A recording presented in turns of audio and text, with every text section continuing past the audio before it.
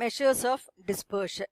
ഇപ്പം measures of dispersion എന്ന് പറയുന്നത് നമ്മളെ ഡാറ്റയിലുള്ള വാല്യൂസ് എത്രത്തോളം ചെതറിയിട്ടാണ് കിടക്കുന്നത്, എത്രത്തോളം സ്കാറ്റേർഡ് ആയിട്ടാണ് കിടക്കുന്നത് എന്നത് മെഷർ ചെയ്യാനുള്ള ഒരു ഡിവൈസാണ്. അതായത് ഒരു ഡാറ്റയുടെ മെഷർ ഓഫ് ഡിസ്പേർഷൻ നമ്മൾ കാൽക്കുലേറ്റ് ചെയ്തിട്ട് ഒരു വലിയ വാല്യൂ ആണ് കിട്ടുന്നതെങ്കിൽ നമുക്ക് പറയാം ആ ഡാറ്റയിലുള്ള വാല്യൂസ് അല്ലെങ്കിൽ ഒബ്സർവേഷൻസ് കൂടുതൽ അകന്നിട്ടാണ് ആ നമ്പേഴ്സ് കിടക്കുന്നത്. എന്നാൽ measure of dispersion of value ചെറുതാണെങ്കിൽ നമുക്ക് പറയാം വേരിയേഷൻ അല്ലെങ്കിൽ സ്കാറ്റേർഡ്നെസ് കുറവാണ്, അതായത് വാല്യൂസ് എല്ലാം കുറച്ചുകൂടി അടുത്താണ് കിടക്കുന്നത് എന്നുള്ളൊരു ഐഡിയ തരും. അപ്പം ഒബ്സർവേഷൻസ് എങ്ങനെയാണ് കിടക്കുന്നത്, അതിൻ്റെ ആവറേജ് ഇന്ന് അകന്നിട്ടാണോ അല്ലെങ്കിൽ അതിൻ്റെ അടുത്ത് കൂടിയിട്ടാണോ കിടക്കുന്നത് എന്നുള്ളൊരു ഐഡിയ ആണ് ആര് പറഞ്ഞു തരുന്നത്? മെഷർ ഓഫ് ഡിസ്പേർഷൻ പറഞ്ഞു തരുന്നത്. അപ്പം measures of dispersion are statistical devices to measure the scatteredness or variations of observation in a data. അതായത് സെയിം ആയിട്ടുള്ള മെഷർ ഓഫ് സെൻട്രൽ ടെൻഡൻസി ഉണ്ടെങ്കിൽ കൂടി അവരുടെ ഒബ്സർവേഷൻസ് കിടക്കുന്നത് ചിലപ്പോൾ അകന്നിട്ടായിരിക്കും അല്ലെങ്കിൽ ചിലപ്പോൾ കൂടുതൽ അടുത്തിട്ടായിരിക്കും. അതായത് നമ്മളൊരു ഡാറ്റ കൺസിഡർ ചെയ്യാണ്. ഞാൻ ഒരു ഡാറ്റ ഇപ്പോൾ 10, 20, 30, 40, 50 ഇങ്ങനെ ഒരു ഡാറ്റ ഞാൻ കൺസിഡർ ചെയ്യാണ്. അപ്പോൾ ഈ ഡാറ്റയുടെ ആവറേജ് ആയിട്ട് നമുക്ക് എന്തെടുക്കാം? 13 എടുക്കാം. Measure of central tendency 30, median ആണെച്ചാലും മീനൊക്കെ ആണെച്ചിട്ട് എടുക്കുകയാണെച്ചാലും അത് 30 ആണ് വരാൻ പോകുന്നത്. അപ്പം ഈ ഡാറ്റയുടെ ആവറേജ് 30 ആണ്. അതേമാതിരി ഞാൻ മറ്റൊരു ഡാറ്റ നോക്കുകയാണ്. ഞാൻ നോക്കുന്നത് ഇപ്പോൾ 28, 29, 30, 31, 32. ഈ ഡാറ്റയുടെ ആവറേജും മീനാണെങ്കിലും മീഡിയൻ ആണെങ്കിലും അതും നമുക്ക് 30 ആണ് കിട്ടാൻ പോകുന്നത്. അപ്പോൾ രണ്ട് സെറ്റ് ഓഫ് ഡാറ്റയുടെ ആവറേജ് 30 ആണ് അല്ലേ? അപ്പോൾ നമുക്ക് ഒരു കാര്യം മനസ്സിലാക്കി, ആവറേജ് അല്ലെങ്കിൽ മെഷർ ഓഫ് സെൻട്രൽ ടെൻഡൻസി മനസ്സിലായതുകൊണ്ട് നമുക്കറിയാം 30 ആണ് ആവറേജ് എങ്കിൽ നമ്മുടെ ഡാറ്റ വാല്യൂസ് 30ന് ചുറ്റും നിൽക്കുന്ന വാല്യൂസ് ആയിരിക്കും. പക്ഷേ 30ന് ചുറ്റും എത്ര അടുത്തിട്ടാണ് അല്ലെങ്കിൽ എത്ര സ്കാറ്റേർഡ് ആയിട്ടാണ് വാല്യൂസ് കിടക്കുന്നത് എന്നൊരു ഐഡിയയും കൂടി ഉണ്ടെങ്കിൽ നമുക്ക് ഡാറ്റയെ കുറിച്ചിട്ട് കുറച്ചും കൂടി ഒരു പടി കൂടി കൂടുതൽ ഇൻഫോർമേഷനായി അല്ലേ? അപ്പോൾ നമ്മൾ നോക്കുമ്പം ഈ ഫസ്റ്റ് സെറ്റ് ഓഫ് ഡാറ്റയിൽ 30 ആണ് ആവറേജ്, പക്ഷെ അതിലുള്ള ഒബ്സർവേഷൻസ് 30ന്ന് കുറച്ചും കൂടി അകന്നിട്ട് കിടക്കുന്ന ഒബ്സർവേഷനാണ്. അപ്പോൾ ഇവിടെ സ്കാറ്റേർഡ്നെസ് കൂടുതലാണ്. അപ്പോൾ ഈ ഡാറ്റയുടെ ഒരു മെഷർ ഓഫ് ഡിസ്പേർഷൻ നമ്മൾ കാൽക്കുലേറ്റ് ചെയ്യുകയാണെന്ന് വെച്ചാൽ വലിയ വാല്യൂ കിട്ടും. എന്നാൽ രണ്ടാമത്തെ ഡാറ്റ എടുക്കുകയാണെങ്കിൽ ഇവിടെ 30 ആണ് ആവറേജ്, പക്ഷെ അതിലുള്ള ഡാറ്റ വാല്യൂസ് എല്ലാം തന്നെ 30ൻ്റെ വളരെ അടുത്ത് കിടക്കുന്നതാണ്. അപ്പോൾ ഇവിടെ സ്കാറ്റേർഡ്നെസ് കുറവാണ്, അതായത് ഡിസ്പേർഷൻ നോക്കുകയാണെങ്കിൽ അത് കുറവായിട്ടായിരിക്കും സെക്കൻഡ് സെറ്റ് ഡാറ്റയിൽ കിട്ടുന്നത്. അപ്പോൾ ഒരു ആവറേജിൻ്റെ ഒപ്പം തന്നെ അല്ലെങ്കിൽ മെഷർ ഓഫ് സെൻട്രൽ ടെൻഡൻസിയുടെ ഒപ്പം തന്നെ ഒരു മെഷർ ഓഫ് ഡിസ്പേർഷൻ്റെ വാല്യൂ കൂടി അറിയുമെങ്കിൽ നമുക്ക് ഡാറ്റയെ കുറിച്ചിട്ട് കൂടുതൽ വിവരങ്ങൾ മനസ്സിലാക്കാൻ പറ്റും. അപ്പോൾ അങ്ങനെയുള്ളൊരു മെഷറാണ് മെഷർ ഓഫ് ഡിസ്പേർഷൻ നമ്മൾക്ക് പറഞ്ഞു തരാൻ പോകുന്നത്. അപ്പോൾ ഈ മെഷേഴ്സ് ഓഫ് ഡിസ്പേർഷനെ നമ്മൾ രണ്ടെണ്ണമാക്കിയിട്ട് ക്ലാസിഫൈ ചെയ്തിട്ടുണ്ട്. It can either B an absolute measure of dispersion, നമുക്കൊരു ആബ്സല്യൂട്ട് മെഷർ ഓഫ് ഡിസ്പേർഷൻ എന്ന് വിളിക്കുക ഒന്നിനെ, അല്ലെങ്കിൽ വേറൊന്നുണ്ട് റിലേറ്റീവ് മെഷേഴ്സ് ഓഫ് ഡിസ്പേർഷൻ എന്നും രണ്ടെണ്ണമായിട്ട് മെഷേഴ്സ് ഓഫ് ഡിസ്പേർഷനെ ക്ലാസിഫൈ ചെയ്തിട്ടുണ്ട്. അപ്പോൾ എന്താണ് ഒരു ആബ്സല്യൂട്ട് മെഷർ ഓഫ് ഡിസ്പേർഷൻ? അതായത് ആബ്സല്യൂട്ട് മെഷർ ഓഫ് ഡിസ്പേർഷൻ നമുക്ക് സ്കാറ്റേർഡ്നെസ് മെഷർ ചെയ്ത് തരുന്നു when there is only A single set of data. നമ്മളൊരു സിംഗിൾ സെറ്റ് ഓഫ് ഡാറ്റയേ ഉള്ളൂ, നമ്മളടുത്ത് ഒരൊറ്റ സെറ്റ് ഓഫ് ഡാറ്റയേ ഉള്ളൂ, ഒരൊറ്റ സെറ്റ് ഡാറ്റയേ ഉള്ളൂ എങ്കിൽ അതിൽ എത്രത്തോളം സ്കാറ്റേർഡ് ആയിട്ടാണ് ഒബ്സർവേഷൻസ് കിടക്കുന്നത് എന്ന് കണ്ടുപിടിക്കണമെങ്കിൽ നമുക്ക് ആരാ മതി? Absolute measure of dispersion calculate ചെയ്താൽ മതി. എന്നാൽ നമ്മളടുത്ത് ഒന്നിലധികം സെറ്റ്സ് ഓഫ് ഡാറ്റയുണ്ട്, more than one set of data ഉണ്ടെങ്കിൽ നമ്മൾ അവരെ തമ്മിൽ കമ്പയർ ചെയ്യണം. ആർക്കാണ് വേരിയേഷൻ കൂടുതൽ, ആർക്കാണ് സ്കാറ്റേർഡ്നെസ് കൂടുതൽ, ആർക്കാണ് സ്കാറ്റേർഡ്നെസ് കുറവ് എന്നൊക്കെ കമ്പയർ ചെയ്യണമെങ്കിൽ നമ്മൾ ഉപയോഗിക്കുന്നതാണ് റിലേറ്റീവ് മെഷർ ഓഫ് ഡിസ്പേർഷൻ. അപ്പം ആബ്സല്യൂട്ട് മെഷർ ഓഫ് ഡിസ്പേർഷൻ ഉപയോഗിക്കുന്നത് സിംഗിൾ സെറ്റ് ഓഫ് ഡാറ്റയാണെങ്കിൽ റിലേറ്റീവ് മെഷർ ഓഫ് ഡിസ്പേർഷൻ ഉപയോഗിക്കുന്നത് ഒന്നിലധികം സെറ്റ്സ് ഓഫ് ഡാറ്റയുണ്ട് ആൻഡ് അവരുടെ മെഷേഴ്സ് ഓഫ് ഡിസ്പേർഷൻ നമുക്ക് കമ്പയർ ചെയ്യണമെങ്കിൽ നമ്മൾ ഉപയോഗിക്കാൻ പോകുന്നത് റിലേറ്റീവ് മെഷേഴ്സ് ഓഫ് ഡിസ്പേർഷനാണ്. ഇനി ഏതൊക്കെയാണ് നമ്മൾ ആബ്സല്യൂട്ട് മെഷേഴ്സ് ഓഫ് ഡിസ്പേർഷൻ എന്ന് നമുക്ക് നോക്കാം. Range, quartile deviation, mean deviation and standard deviation. ഈ 4 ആബ്സല്യൂട്ട് മെഷേഴ്സ് ഓഫ് ഡിസ്പേർഷൻ എന്ന് പറയുന്നത്. അതേപോലെ ഓരോ ആബ്സല്യൂട്ട് മെഷർ ഓഫ് ഡിസ്പേർഷന് കറസ്പോണ്ടിങ് ആയിട്ട് നമുക്ക് അതിൻ്റെ റിലേറ്റീവ് മെഷർ ഓഫ് ഡിസ്പേർഷൻ പറയും. അപ്പം different relative measures of dispersion, ഒന്ന് കോഎഫിഷ്യന്റ് ഓഫ് റേഞ്ചിന് കറസ്പോണ്ടിങ് ആയിട്ടുള്ളത്, കോഎഫിഷ്യന്റ് ഓഫ് ക്വാർട്ടൈൽ ഡീവിയേഷൻ്റെ corresponding relative measure of dispersion, coefficient of mean ഡീവിയേഷൻ്റെ കറസ്പോണ്ടിങ് ആയിട്ടുള്ളത്, കോഎഫിഷ്യൻ്റ് ഓഫ് സ്റ്റാൻഡേർഡ് ഡീവിയേഷന് കറസ്പോണ്ടിങ് ആയിട്ട്, പിന്നെ സ്റ്റാൻഡേർഡ് ഡീവിയേഷന് കറസ്പോണ്ടിങ് ആയിട്ട് ഒരു റിലേറ്റീവ് മെഷർ ഓഫ് ഡിസ്പേർഷൻ കൂടിയുണ്ട്, that is coefficient of variation, നമ്മൾ CV എന്ന് പറയും. ഇത് വളരെ ഇമ്പോർട്ടൻ്റ് ആയിട്ടുള്ള ഒരു റിലേറ്റീവ് മെഷർ ഓഫ് ഡിസ്പേർഷനാണ്. അപ്പം സ്റ്റാൻഡേർഡ് ഡീവിയേഷന് കറസ്പോണ്ടിങ് ആയിട്ട് 2 റിലേറ്റീവ് മെഷേഴ്സ് ഓഫ് ഡിസ്പേർഷൻ ഉണ്ട്. ഇനി നമുക്ക് ഓരോ മെഷർ ഓഫ് ഡിസ്പേർഷൻ എന്താണ് എന്ന് നോക്കാം. അപ്പോൾ ആദ്യമായിട്ട് നമ്മൾ നോക്കാൻ പോകുന്നത് റേഞ്ചാണ്. റേഞ്ച് എന്ന് പറയുന്നത് ഏറ്റവും സിംപ്ലസ്റ്റ് ആയിട്ടുള്ള മെഷർ ഓഫ് ഡിസ്പേർഷൻ ആണ്. That is the difference between the highest and lowest values in A data. നമ്മുടെ ഡാറ്റയിലുള്ള ഏറ്റവും വലിയ വാല്യൂവും ഏറ്റവും ചെറിയ വാല്യൂവും തമ്മിലുള്ള ഡിഫറൻസിനെയാണ് നമ്മൾ എന്ത് പറയുന്നത്, റേഞ്ച് കൊണ്ട് ഉദ്ദേശിക്കുന്നത്. അപ്പോൾ range is equal to highest value minus lowest value അല്ലേ. അതുമാതിരി അതിന് കറസ്പോണ്ടിങ് ആയിട്ടുള്ള റിലേറ്റീവ് മെഷർ ഓഫ് ഡിസ്പേർഷൻ എന്താണെന്ന് നോക്കാം. It is coefficient of range. Coefficient of range is equal to highest minus lowest value divided by highest plus lowest value. H minus L divided by H plus L. അതാണ് നമ്മളെ relative measure of dispersion. റേഞ്ചിന് corresponding ആയിട്ടുള്ള relative measure of dispersion ഇതാണ്. അപ്പോൾ data ഉണ്ടെങ്കിൽ അതിൽ highest value നോക്കി lowest value നോക്കി അവരുടെ ഡിഫറൻസ് കാണൽ മാത്രമാണ് റേഞ്ചിൽ നമുക്ക് കണ്ടുപിടിക്കാനുള്ളത്. അപ്പോൾ അത് റോ ഡാറ്റ ആയാലും ഡിസ്ക്രീറ്റ് സീരീസ് ആയാലും കണ്ടിന്യൂസ് സീരീസ് ആയാലും എല്ലാം സെയിം ആയിട്ട് തന്നെയാണ് നമ്മൾ റേഞ്ച് കണ്ടുപിടിക്കുന്നത്. ഇനി രണ്ടാമത്തെ മെഷർ ഓഫ് ഡിസ്പേർഷൻ ആണ് ക്വാർട്ടൈൽ ഡീവിയേഷൻ. അപ്പോൾ ക്വാർട്ടൈൽ ഡീവിയേഷൻ എന്ന് പറയുന്നത് ക്വാർട്ടൈൽസിൻ്റെ ബേസിസിലുള്ള ഒരു മെഷർ ഓഫ് ഡിസ്പേർഷൻ ആണ്. അപ്പോൾ ക്വാർട്ടൈൽസ് എന്ന് പറഞ്ഞാൽ എന്താണ്? ക്വാർട്ടൈൽസ് എന്ന് പറയുന്നത് പാർട്ടീഷൻ വാല്യൂസ് ആണ്. ഡാറ്റയെ ഭാഗിക്കുന്ന ഈ തുല്യ ഭാഗങ്ങളായിട്ട് ഭാഗിക്കുന്ന പാർട്ടീഷൻ വാല്യൂസ് ആണ് ക്വാർട്ടൈൽസ് എന്ന് പറയുന്നത്. അപ്പം നമ്മൾ മീഡിയൻ കണ്ടിട്ടുണ്ടായിരുന്നു. മീഡിയൻ നമ്മൾ പറഞ്ഞു it's A middle most observation.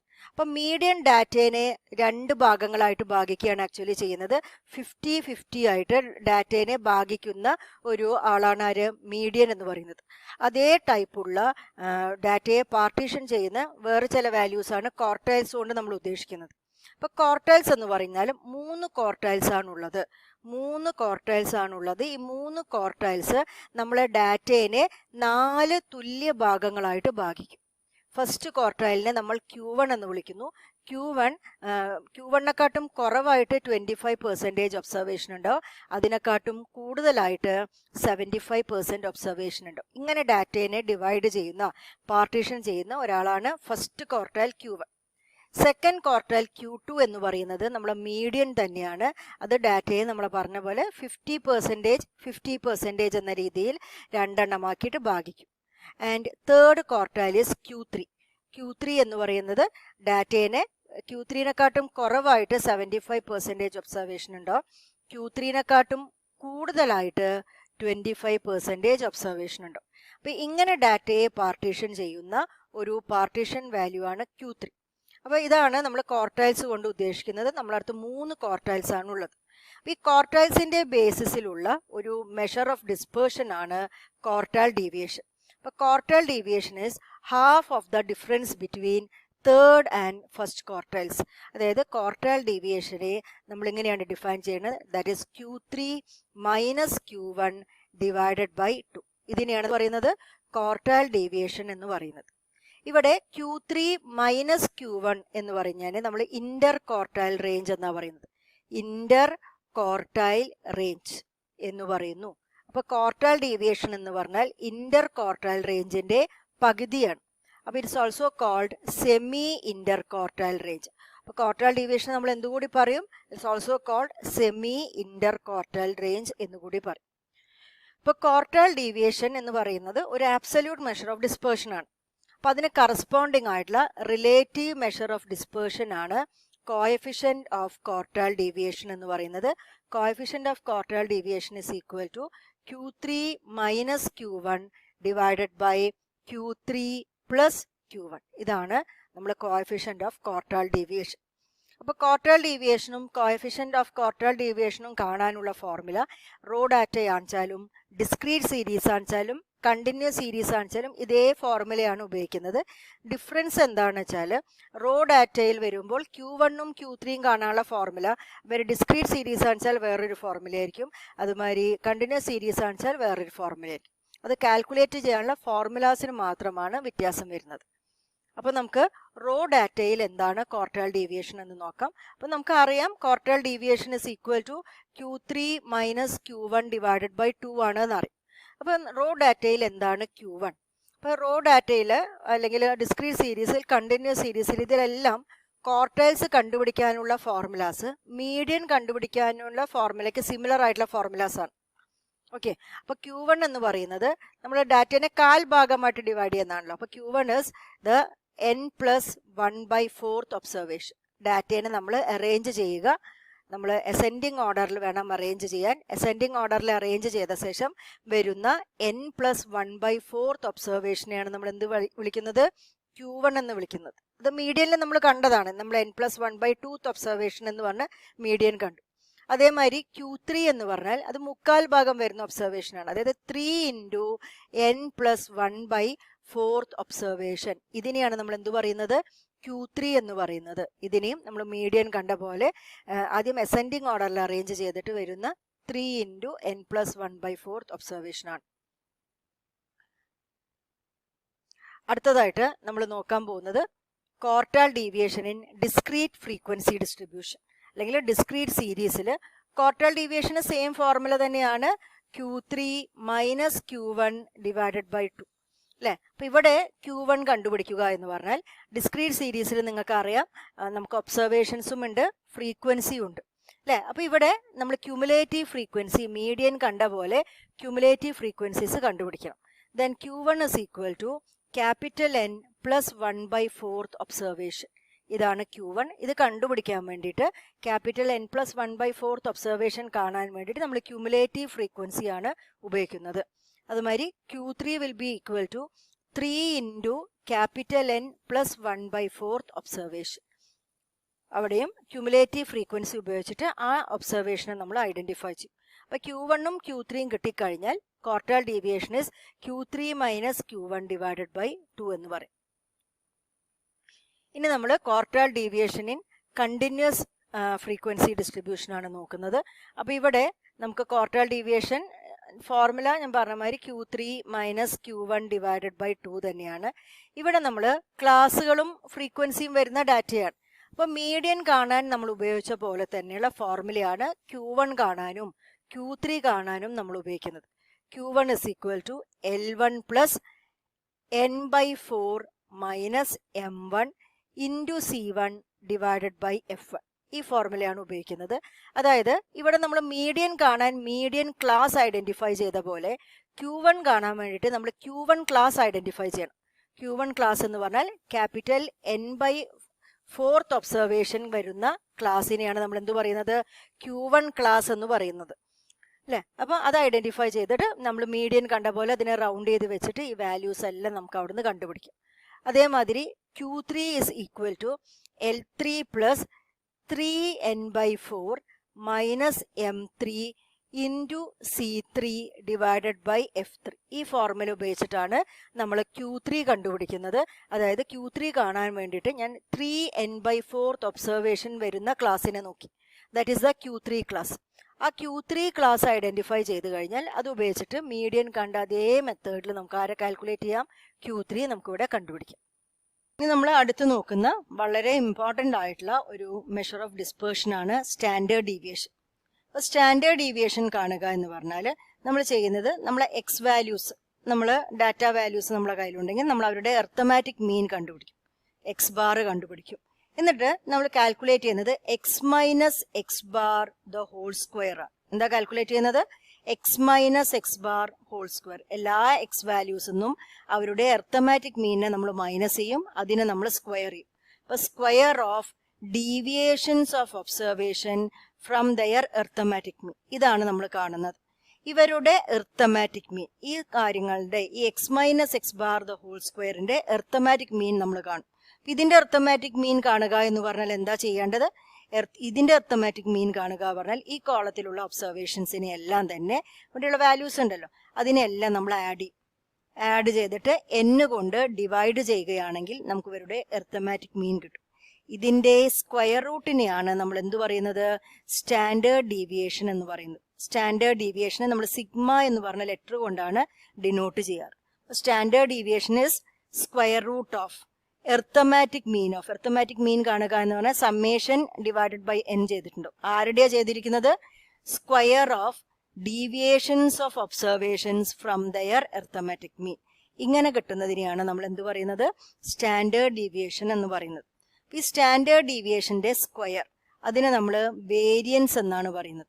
Variance എന്ന് പറഞ്ഞാൽ എന്താണ്? It is the square of standard deviation. That is ഇതിൽ സ്ക്വയർ ചെയ്യുമ്പോൾ റൂട്ട് പോകുന്നുള്ളൂ അല്ലെ. ഇപ്പൊ summation x minus X bar the whole square divided by n, ഇതിനെയാണ് നമ്മൾ വേരിയൻസ് എന്ന് പറയുന്നത്. അപ്പൊ സ്റ്റാൻഡേർഡ് ഡീവിയേഷൻ എന്ന് പറയുന്നത് ഒരു ആബ്സല്യൂട്ട് മെഷർ ഓഫ് ഡിസ്പേർഷൻ ആണ്.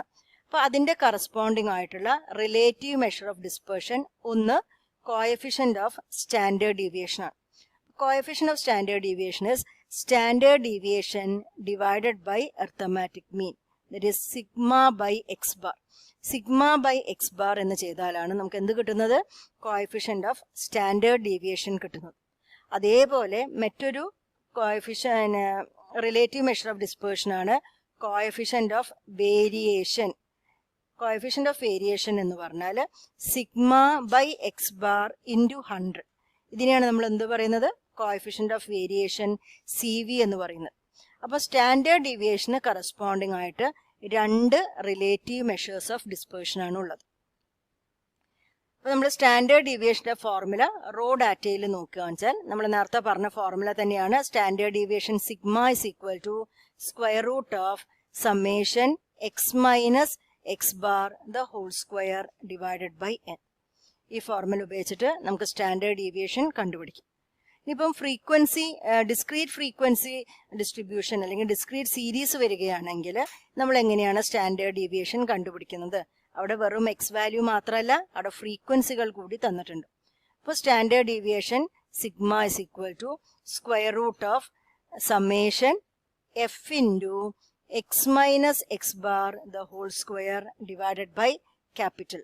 ഈ ഫോർമുല ഉപയോഗിച്ചിട്ട് നമുക്ക് സ്റ്റാൻഡേർഡ് ഡീവിയേഷൻ ഡിസ്ക്രീറ്റ് സീരീസിൽ കണ്ടുപിടിക്കാം. അതേപോലെ കണ്ടിന്യൂസ് സീരീസ് വരികയാണെങ്കിലും സ്റ്റാൻഡേർഡ് ഡീവിയേഷൻ കാണാനുള്ള ഫോർമുല നമ്മൾ ഡിസ്ക്രീറ്റ് സീരീസിൽ ചെയ്ത അതേ ഫോർമുല തന്നെയാണ്. Sigma is equal to root of summation F into x minus X bar the whole square divided by capital. ഇവിടെ എക്സ് കൊണ്ട് നമ്മൾ ഉദ്ദേശിക്കുന്നത് എന്താണ്? Mid value of the classes. ക്ലാസ്സുകളുടെ മിഡ് വാല്യൂസ് ഉപയോഗിച്ചിട്ടാണ് നമ്മൾ ഈ ഫോർമുല അപ്ലൈ ചെയ്യുന്നത്.